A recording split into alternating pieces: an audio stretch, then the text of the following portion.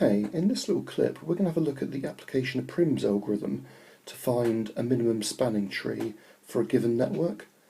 Before we do that though, we're just going to spend a moment just to revisit the definition of what is a minimum spanning tree. Okay, so below I've done a very small network and we're just going to use this to illustrate the idea of what is a minimum spanning tree. Now, a spanning tree is a tree that takes in every node in the network, and by a minimum spanning tree we mean the tree that's of least weight. And I can illustrate that very easy if I just draw the tree out.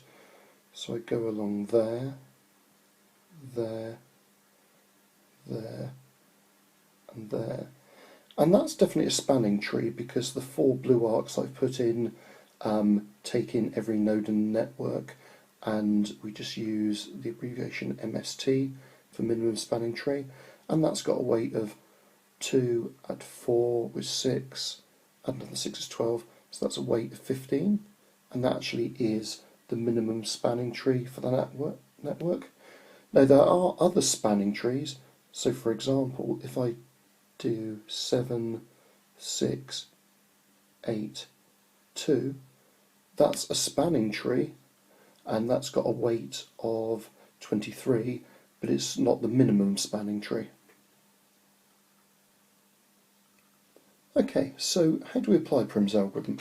Well, we start by choosing any node. I'm going to choose node F.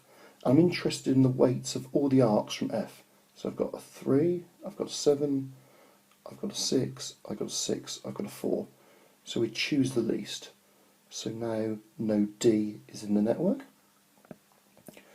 And we're interested in the weights of all the arcs now from F and D. So as before, we've got the 7, we've got a 6, we've got a 6, we've got a 4.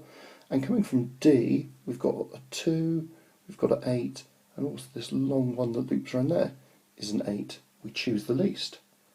So we put the 2 in.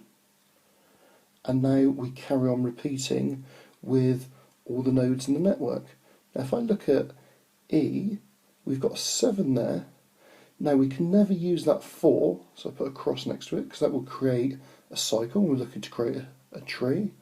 And so what weights could we be looking at? We can look at the 7, the 6, the 6, the 7, the 8, and the 8. Okay, so we choose the least. I'll choose that 6 there.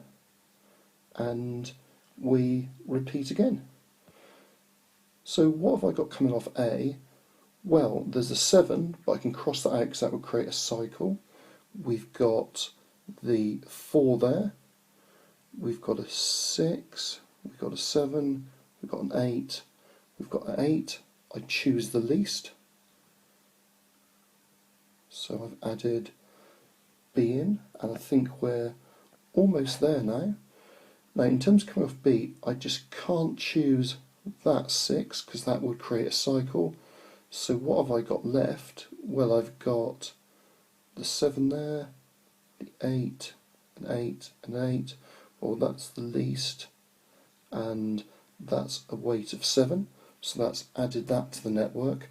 And now that's a spanning tree because I've got every node in the network. So I can find the weight of the minimum spanning tree. So I'm just going to say MST. And I just tick them off as I'm doing, is 2, and I've got a 3, and I've got the 6 there, I've got the 4 along the bottom, and I've got the last one that I added in, which was the 7. Now if I just add that up, that's pretty straightforward. 6 and 4 is 10, add 5 is 15. So that gives me a minimum spanning tree for this network with weight of 22. Just to say, I hope you enjoyed this and found the clip useful.